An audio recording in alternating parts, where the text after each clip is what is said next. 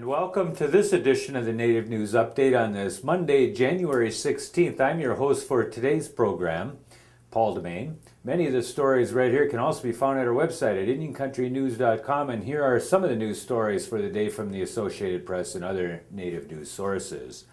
And today, on this day, we commemorate Martin Luther King Jr. by dedicating a little time to one of his disciples, Perry Ray Robinson Jr., whose family in Detroit, Michigan, still awaits the repatriation of his remains from Wounded Knee, South Dakota, where he was killed and buried in 1973.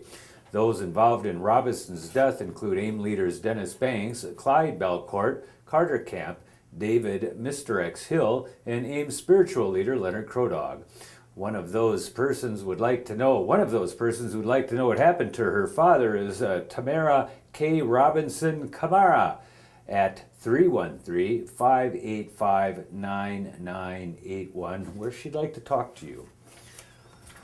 The Navajo Nation is opening its third casino in New Mexico, a 86,000 square foot facility that tribal officials say will boost the local economy. The Northern Edge Navajo Casino opens today near Farmington. It has 750 slot machines, 6 poker tables, 10 live table games, and a restaurant, food court, and a gift shop. Tribal officials say 374 people will have full-time jobs at the casino with an annual payroll of $12 million, including salary and benefits. The building incorporates aspects of Navajo culture and belief, including a large mural of a Navajo constellation and a ceiling that represents the tradition of weaving. The tribe's first casino resort in Arizona, just east of Flagstaff, is scheduled to open in the spring of 2013. A former chief of the St. Regis Mohawk tribe has been sentenced to a year in prison following his arrest more than a year ago at a U.S. Border Patrol checkpoint with 2 hockey bags filled with marijuana. U.S. District Judge Thomas McAvoy has ordered 69-year-old Philip Tarbell of Hogansburg to pay a fine of $10,000. Federal prosecutors say that Tarbell followed his November 12, 2010 arrest in Essex County, pled guilty to possession with intent to distribute marijuana. He faces other charges following his November 3, 2011 arrest, accused of trying to sell 1,800 ecstasy pills to an undercover agent in Queens, New York. Fred LeRoy lobbied political leaders and rallied fellow Native Americans more than 20 years ago to obtain federal recognition for the Ponca tribe of Nebraska. LeRoy's 8-year campaign paid off in 1990, making the tribe eligible for federal funds to help provide essential services to its members. The effort also instilled a new sense of pride and community to the people who had lost federal recognition in the 1960s. It brought back our identity, LeRoy told the World Herald in 2000. It helped establish our customs and traditions. LeRoy, 63, passed away recently at his home in Omaha after an illness. He was a Marine Corps veteran of the Vietnam War, said Judy Gayashkabash, executive director of the Nebraska Commission on Indian Affairs and also a Ponca member. Bill Janklow, a flamboyant politician who left a lasting mark on South Dakota's politics by serving 4 terms as governor but resigned as the state's congressman after causing a fatal traffic accident, passed away January 12th. He was 72 years old.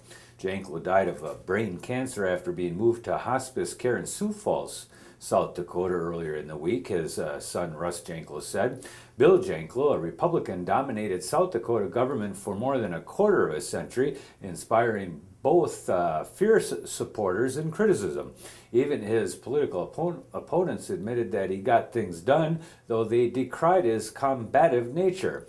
Janklow represented poor clients on the Rosebud Sioux Reservation in 1966 through 1973, and then was hired by the state to prosecute members of the American Indian Movement for a riot in the Custer County Courthouse, with AIM later providing evidence and claiming an alleged rape by him of a young Native woman, Jancita Eagledeer. Janklow was elected to Congress in the year 2002, but was convicted of manslaughter in a traffic accident that was his fault and killed a motorcyclist. He never completed that term. The Navajo Nation filed a federal lawsuit last week against the San Juan County, claiming its 3 established Voting districts violate the constitutional rights of tribal members living in Utah.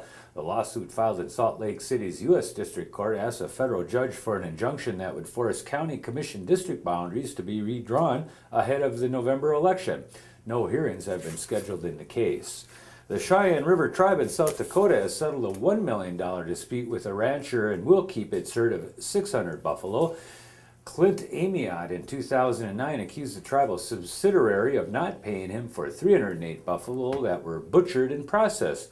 A federal judge in August 2010 ruled the tribe should pay Amiot about $1 million, about triple what he was owed for those animals, and Amiot was preparing to auction the tribe's buffalo herd to get his money. Amiot and the tribe negotiated a $583,000 settlement recently, and a scheduled January 23rd auction has been canceled, according to the Rapid City Journal. And join us tomorrow when we peek in around 3 p.m. Central Standard Time in Madison, Wisconsin, as the petitions to recall Wisconsin Governor Scott Walker are presented to the Government Accountability Board, and the ticker for electing a new governor begins. And that's another roundup of news from Indian Country on this edition of the Native News Update. We want to thank you for joining with us. Come back again soon and peek in on a live broadcast tomorrow.